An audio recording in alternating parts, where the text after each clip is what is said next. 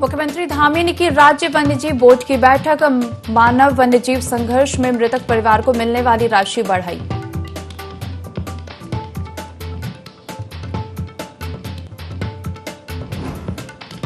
BJP ने की नवनियुक्त पार्टी पदाधिकारियों की बैठक। प्रदेश प्रभारी दुष्यंत गौतम और मुख्यमंत्री धामी रहे मौजूद। आगामी कार्यक्रम को लेकर बनाई रणनीति।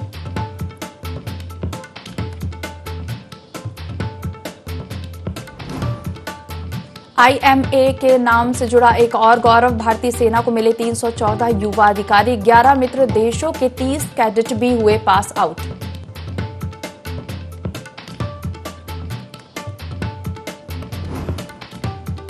और हरिद्वार नववर्ष और क्रिसमस डे को लेकर राजाजी टाइगर रिजर्व में रेड अलर्ट घोषित। 24 घंटे निरंतर पेट्रोलिंग के आदेश भी जारी।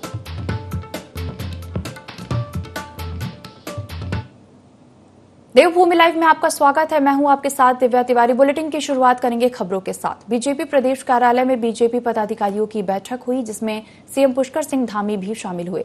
बैठक में शिरकत करने पहुंचे धामी का बयान सामने आया। उन्होंने कहा कि प्रदेश अध्यक्ष महेंद्र भट्ट को जब से संगठन की कमान मिली है, उसके बाद यह पहली बैठक आज प्रदेश पदाधिकारियों की हो रही है। प्रदेश अध्यक्ष महेंद्र भट्ट के नेतृत्व में हरिद्वार में हुए पंचायत चुनावों में पार्टी ने सभी रिकॉर्ड तोड़ने का काम किया। आज पदाधिकारियों की बैठक में भी आगामी चुनावों में पार्टी बेहतर प्रदर्शन को लेकर रणनीति तैयार करेगी। इसके लिए हम सभी पदाधिकारियों को शुभकामनाएं देते हैं।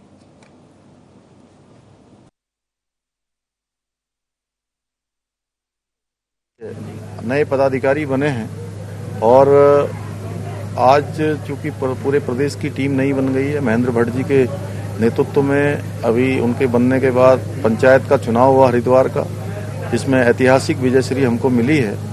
आगे आने वाले समय के लिए जो हमारे निकाय के चुनाव हैं और लोकसभा के चुनाव हैं, उन चुनावों के लिए हमारे सभी कार्यकर्ता अपने अपने स्थानों पर जनहित के कामों को आगे बढ़ाएंगे, संगठन के कामों को आगे बढ़ाएंगे। आज उनकी पहली बैठक। उत्तराखंड में वन्य प्राणियों के हमले में मृत्यु होने राहत राशि को बढ़ा दिया गया है। मृतक के परिवार को अब 6 लाख रुपए की राहत राशि दी जाएगी। साथ ही घायल होने पर अब 1 लाख रुपए आर्थिक सहायता राशि दी जाएगी। दरअसल सीएम धामी की अध्यक्षता में सचिवालय में वन्य जीव बोर्ड बैठक आयोजित की गई थी, जिसमें इस पर निर्णय लिया जाएगा।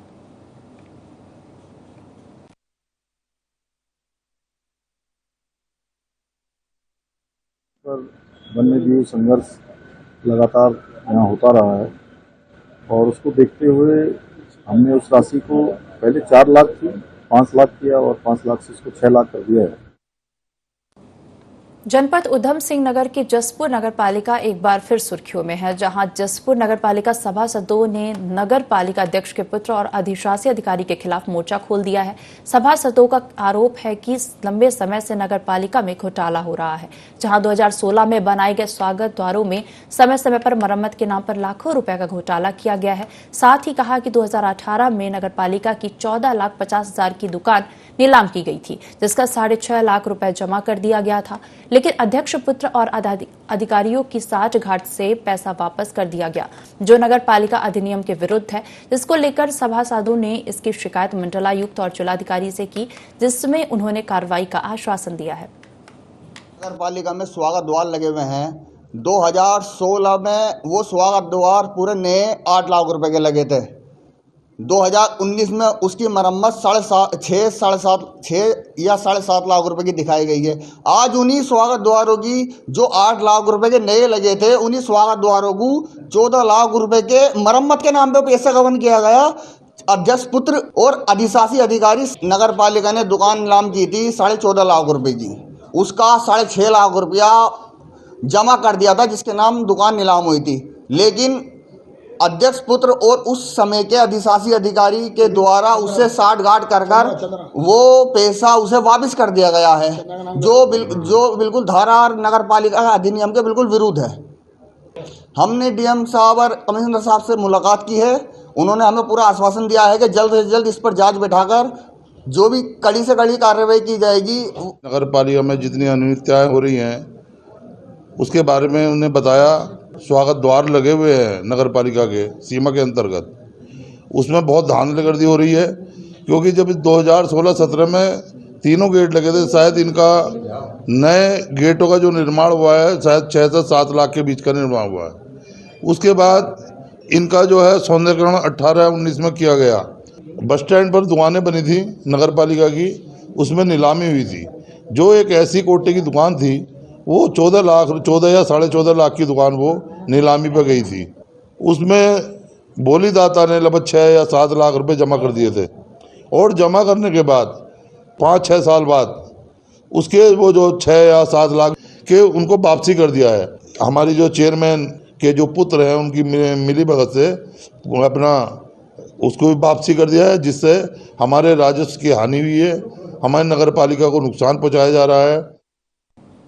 उत्तराखंड के पूर्व मुख्यमंत्री त्रिवेंद्र सिंह रावत लक्सर के एचआर डिग्री कॉलेज में आयोजित खेल प्रतियोगिता कार्यक्रम में पहुंचे, जहां उन्होंने यूनिफॉर्म सिविल कोड और कॉमन सिविल कोड विधेयकों पर बयान देकर कहा कि देश को तेजी से आगे बढ़ाने के लिए इस बिल का होना बेहद महत्वपूर्ण है।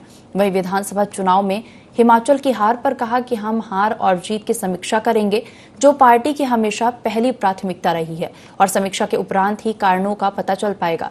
इसके बाद खेल प्रतियोगिता पर उन्होंने कहा कि खेलो इंडिया विशेष अभियान के तहत यदि निष्पक्ष तौर पर खिलाड़ियों का चयन होता है तो आगामी 4 से 5 वर्षों में भारत अपना एक विशेष स्थान बनाएगा।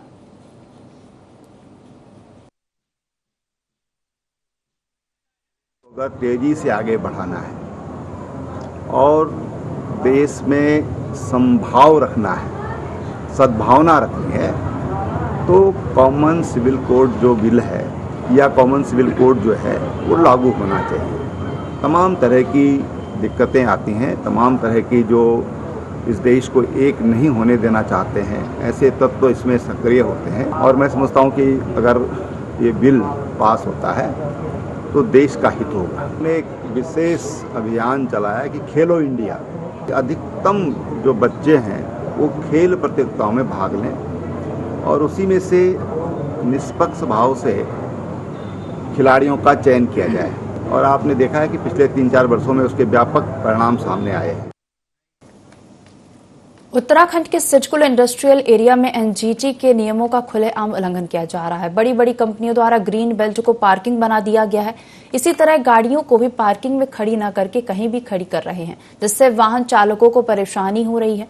आपको बता दें कि सिडकुल में ग्रीन बेल्ट के लिए भूमि आरक्षित की गई है ताकि पर्यावरण संतुलन बना रहे, लेकिन इस जमीन पर उद्योगपतियों ने कब्जा कर ग्रीन बेल्ट में अवैध तरीके से पार्किंग बना डाली।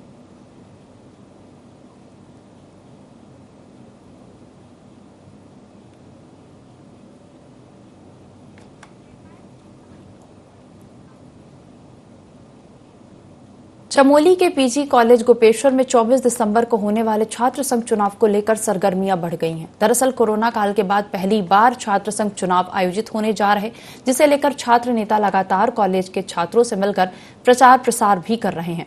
कॉलेज के प्राचार्य प्रोफेसर मनोज उनियाल ने जानकारी देते हुए बताया कि छात्र संघ का चुनाव को लेकर कॉलेज प्रशासन ने अपनी तैयारियां शुरू कर दी हैं।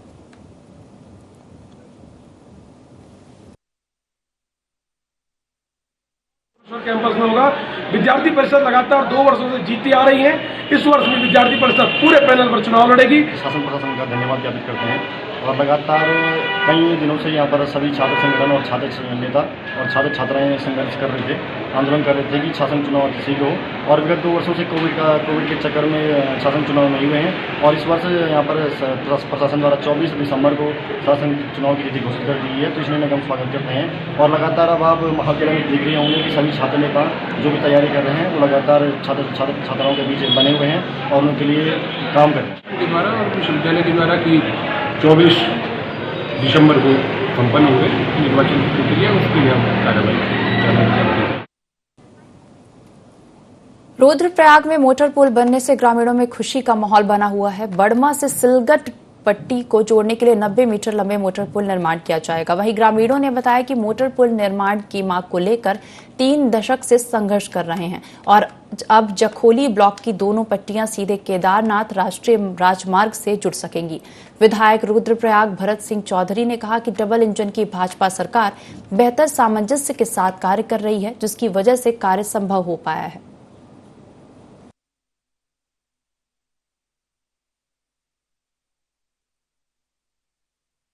पहले भी इसकी स्वीकृति हुई थी, लेकिन विभाग के द्वारा लापरवाही के चलते कार्य प्रारंभ नहीं हो पाया और इसके निर्माण का जो कार्य है वो विश्व बैंक की जो परियोजना है उसको सौंप दिया गया है। तो मैं उम्मीद कर सकता हूँ कि बहुत जल्दी पुल का निर्माण यहाँ पर होगा। पुल की स्वीकृति हुई है जो कि हमारे दो पट्टे को जो बड़वा पट्टी सिल्ली से बड़वा पट्टी तक जो बहुत दिक्कतें होती हैं, हमको सामान ढूंढना पड़ता है, सिल्ली से ऊपर जाने तक 2-2.5 किलोमीटर, बच्चों को भी दिक्कतें आती है स्कूल जाने में। हम तो बहुत पहले भी दिन से पुल जरूरत है, हमारे मतलब मेरे मकान पर और दूर दूर ना सबकी गाड़ियाँ हैं वो नीचे जब आप है ना तो सो पर आप है कि हमारी गाड़ी पार सड़क में खड़ी है, इसलिए हम तो यहाँ ये वजह से हम तो पुल जाना बन चला गाड़ी पुल हम तो बहुत खुश आज हम यहाँ हम चागा ग्राम सभा बेटी बहुत परेशान थे और चौधरी जी हम तो पुल दिए थे हम बेटी गाड़ी की समस्या अब तो सकेणो भी नहीं छो। अब हम नेपाली में दियों बैठा चार पर परेशानी बच्चों स्कूल भी छे और अब बीमारी वाला आदमी भी तनी बीमार आदमी एज भी नहीं सकना, हम भी अब बूढ़े बूढ़े हम भी नहीं सकना एज है तने और बहुत समस्या हम तो होनी चाहिए और बहुत बहुत धन्यवाद हम चौधरी जी।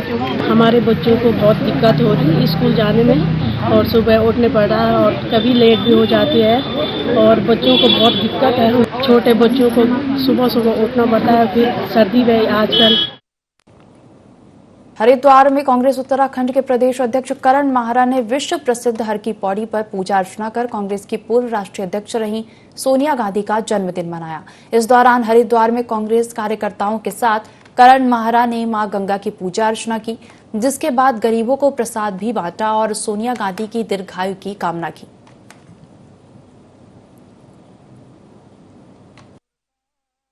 जी ने लंबे समय तक सेवाएं दी हैं और एक शहीद की बहू और शहीद की पत्नी सोनिया गांधी हैं और जिन्होंने बहुत बड़ा त्याग किया है जो जनता के सामने आना चाहिए।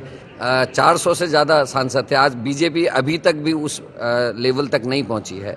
तो ऐसी महिला का जिसका लगातार एक संगठन और एक पार्टी विरोध और अपमान करती रही, कभी जर्सी गाय कह के कभी कुछ कह के, और आज उनका स्वास्थ्य भी ठीक नहीं है, तो उनके दीर्घ जीवन के लिए, लंबी आयु के लिए, उसके लिए हमने माँ गंगा से आज प्रार्थना की। हरियाणा पंजाब के बाद अब देश के अन्य राज्य के खिलाड़ी भी मेडल जीतकर लगातार अपने राज्य और देश का नाम रोशन कर रहे हैं। इसी कड़ी में एक और खिलाड़ी ने कांस्य पदक जीतकर अपने राज्य का नाम रोशन किया है। दरअसल हरियाणा के बहादुरगढ़ में नेशनल चैंपियनशिप का आयोजन किया गया था, जिसमें देश के तमाम राज्य से खिलाड़ियों ने प्रतिभाग किया था। इस प्रतियोगिता में जानकी राम कुश्ती एकेडमी में अभ्यास करने वाले खिलाड़ी देव चौधरी ने नेशनल चैंपियनशिप में कांस्य पदक हासिल किया है। देव चौधरी का कहना है कि 4 वर्षों की कड़ी मेहनत करने के बाद वह आज इस मुकाम पर पहुंचे हैं।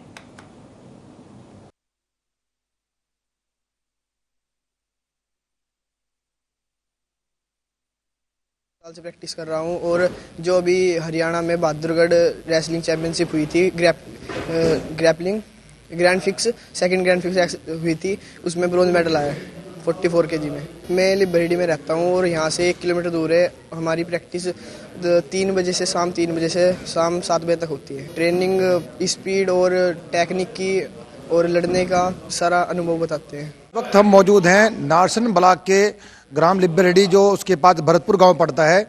आज यहाँ श्री चंदकी राम जो एकेडमी है, हम इसमें मौजूद हैं और यहाँ पर एक बच्चा देव चौधरी नाम का बच्चा है जो नेशनल लेवल पर कुश्ती 3rd प्लेयर रहकर आया है। मैं आपसे दिखाना चाहूँगा, एक बार बच्चे से मिलवाना चाहूँगा, आपको रूबरू करना चाहूँगा। बच्चे बेटा क्या नाम है बेटा आपका? देव चौधरी। देव चौधरी, आप किस लेवल पर खेले हैं? ये नेशनल लेवल पे। अच्छा, और जो जहाँ प्रैक्टिस चल रही है आपकी, प्रैक्टिस किस एकेडमी में चल रही है आपकी? भरतपुर श्री ओमवीर पहलवान की एकेडमी में। ठीक है, ये देखिए बच्चा, मैं आपको दिखाया है कि बच्चा अभी नेशनल लेवल पर खेलकर थर्ड लेवल पर पहुंचा है और 3rd लेवल से एक मेडल भी जीत कर लाया है।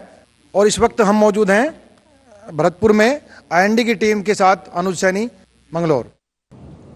रुड़की के दौलतपुर में खुली बैठक का आयोजन किया गया, जिसकी अध्यक्षता मुख्य विकास अधिकारी प्रतीक जैन ने की। बैठक में सीडीओ हरिद्वार ने ग्रामीणों की समस्या को सुनकर उनका निस्तारण किया। इस दौरान ज्यादातर शिकायतें जमीन, राशन कार्ड और पीने के पानी से संबंधित आईं। साथ ही बारात घर पार्क में अतिक्रमण की शिकायत पर मुख्य विकास अधिकारी प्रतीक जैन ने पार्क से तुरंत कूड़ा हटाने के निर्देश भी दिए।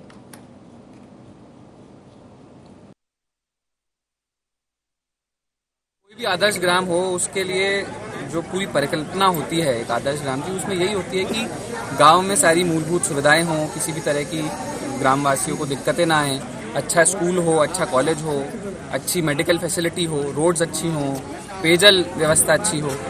तो हमने यहाँ पे आके सबसे पहले सभी ग्रामवासियों के साथ में खुली बैठक करी, सबसे सुझाव लिए गए, सबसे अलग अलग विभागों से संबंधित जो भी गांव में दिक्कतें आ रही हैं उनको सुना गया। साथ में ही किस तरह से आगे का विकास कार्य गांव में किया जाएगा, आदर्श ग्राम के अंतर्गत क्या क्या और योजनाएं, क्या क्या और विकास कार्य इस गांव में किए जाएंगे, उससे भी सभी लोगों को अवगत कराया गया। लोहाघाट के हथरंगिया क्षेत्र में स्वास्थ्य शिविर लगाया गया। शिविर में लोगों और स्कूली बच्चों को डेंगू से बचाव की महत्वपूर्ण जानकारी दी गई। लोगों को डेंगू से बचने के महत्वपूर्ण तरीके बताने के साथ साथ डेंगू के प्रति जागरूक किया गया। डॉक्टर उर्मिला ने कहा कि डेंगू एक जानलेवा बीमारी है जो कि साफ पानी में रहने वाले मच्छर के काटने से होती है, जिससे सावधानी बरतने से निपटा जा सकता है। साथ ही कहा कि होम्योपैथिक विभाग द्वारा जो दवा निःशुल्क बांटी जा रही है उसका सेवन करने से डेंगू में काफी हद तक लगाम लगाई जा सकती है। उन्होंने कहा कि होम्योपैथिक विभाग के द्वारा जगह जगह स्वास्थ्य शिविर लगाकर लोगों को निःशुल्क दवा का वितरण करने के साथ साथ जागरूक भी किया जा रहा है। शिविर में भुवन उपाध्याय के द्वारा सहयोग किया गया।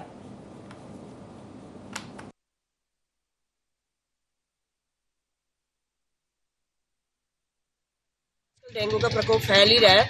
अब भले ही ठंडा मौसम आ गया, लेकिन फिर भी डेंगू बाहर से आने जाने वालों के लिए ज़्यादा प्रभावी हो रहा है ना। तो हम ही चाहते हैं कि जो हमारे पहाड़ के लोग हैं, जो इलाके में रहते हैं, उनको भी डेंगू से मतलब कभी हो जाए तो उससे मुक्ति हो, उससे मतलब बचाव हो। उसके लिए हम डेंगू के लिए निःशुल्क कैंप जगह जगह पे लगा रहे हैं। तो हम लोग हफ्ते में 2 कैंप लगाते हैं अलग अलग जगहों पे। जैसे हम लोहाघाट में लगा रहे हैं, तो हम अलग अलग जगह चूज करते हैं जहाँ पे लोगों को होम्योपैथी के बारे में कम पता है, तो वो आते हैं और हम उनको ये डेंगू से बचाव की निःशुल्क अपनी एक दवा वो हम निःशुल्क बांटते हैं। तो मेनली हमारा उद्देश्य ये। प्रदेश भर में लगातार बढ़ती सड़क दुर्घटनाओं पर लगाम लगाने और यातायात नियमों का पालन कराने के लिए सड़क सुरक्षा सप्ताह मनाया जा रहा है।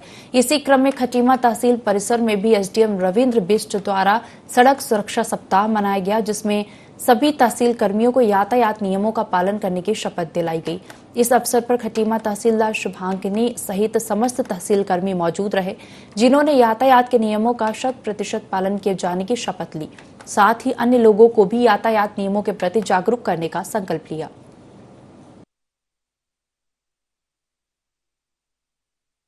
लोगों को जागरूक किया जाए कि यातायात के नियमों का पालन करेंगे और सड़क से जो दुर्घटनाएं होती हैं उसको कैसे कमी लाई जाए। इसमें इसी के क्रम में हमने आज यहाँ पर सारे तहसील कर्मचारियों द्वारा शपथ दी गई है कि हम यातायात के नियमों का पालन करेंगे। 2 पहिया वाहन चलाते हुए हेलमेट का उपयोग करेंगे और कार वगैरह चलाएंगे तो सीट बेल्ट का उपयोग करेंगे तथा बिना शराब पीकर गाड़ी का वाहन का संचालन नहीं करेंगे। तो ये सब हम आशा करते हैं कि सभी लोग को ये मैसेज जाए और जो सड़क में दुर्घटनाएं होती है जिसमें लोगों की जान जाती है कम से कम। हरिद्वार श्यामपुर थाना क्षेत्र में 2 युवकों को तमंचा लहराना भारी पड़ गया। दरअसल टांटवाला में 2 युवकों ने एक शादी समारोह के दौरान तमंचा लहराते हुए वीडियो वायरल कर दिया, जिसकी सूचना मिलते ही पुलिस ने मौके पर पहुंचकर दोनों आरोपी को गिरफ्तार कर लिया। एसएसपी अजय सिंह का कहना है कि पकड़े गए युवकों से पूछताछ की जा रही है। युवकों से तमंचे बरामद किए गए हैं। वहीं एसएसपी ने लोगों से अपील करते हुए कहा कि इस तरह से असली या नकली हथियार लहराने पर कार्रवाई की जाएगी।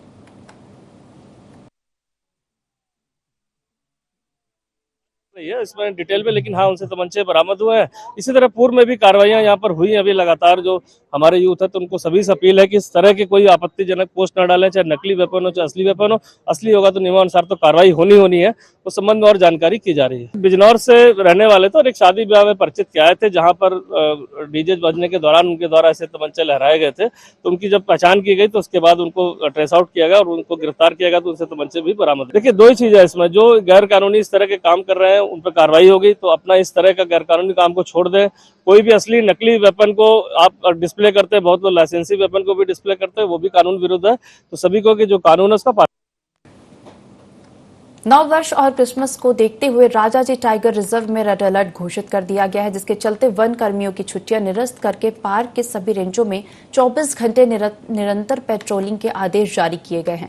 इसके साथ ही तटीय क्षेत्रों और सघन आबादी वाले इलाकों में वन कर्मियों की तैनाती कर सभी रेंज अधिकारियों को प्रतिदिन मॉनिटरिंग के आदेश भी दिए गए। इस अभियान के चलते चीला रेंज अधिकारी ने पालतू गजराजों के साथ कई टीमों को मुढाल और घासीराम सेक्शन में गश्त के लिए रवाना कर पूरे माह के लिए रूट मैप भी तैयार कर लिया है।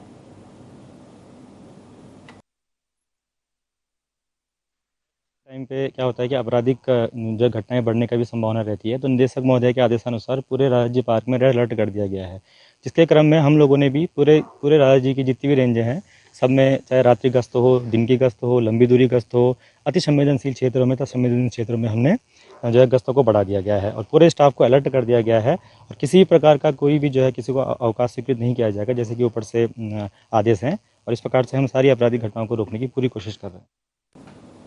बाजपुर के राजकीय प्राथमिक विद्यालय प्रथम में होम्योपैथिक विभाग ने जागरूकता शिविर का आयोजन किया, जहां होम्योपैथिक चिकित्सक डॉक्टर शिखा सम्मल ने विद्यालय के छात्र छात्राओं को डेंगू और चिकनगुनिया जैसी खतरनाक बीमारी से बचाव की जानकारी दी।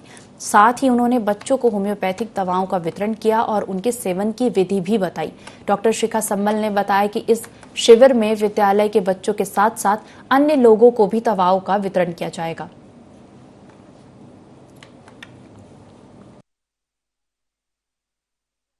डेंगू चिकनगुनिया का एक तरह से प्रचार प्रसार देखा जा रहा है, तो ये शासन द्वारा एक मुहिम है जिसके तहत हम यहाँ पर आए हुए हैं और हम आज राजकीय प्राथमिक विद्यालय बाजपुर 1 में आए हुए हैं और इन छात्रों छात्राओं को हम लोग यहाँ पर एक जागरूकता अभियान के तहत जोड़ना चाह रहे हैं, जिसमें कि हम इनको ना सिर्फ इस मच्छर के बारे में जानकारी दे रहे हैं जो इसके प्रचार प्रसार के लिए जिम्मेदार है, बल्कि डेंगू से कैसे बचाव करें, उसमें घरेलू किस तरह से क्या उपाय किए जा सकते हैं, उस पर हम लोग इन लोगों को जागरूक कर रहे हैं और साथ में इन सारी छात्र छात्राओं को हम लोग होम्योपैथिक और इम्यूनिटी बूस्टर के रूप में सभी लोगों को वितरित भी कर रहे हैं। हालांकि हम लोगों ने राजकीय प्राथमिक विद्यालय में आयोजित किया है, लेकिन साथ में हम लोग निःशुल्क कैंप के तहत जो भी यहाँ पर इस क्षेत्र में आने वाले जो आम नागरिक है उनके लिए भी कैंप पूरे दिन चलेगा, जिसमें कि हम उनको भी निःशुल्क होम्योपैथिक दवाइयों का।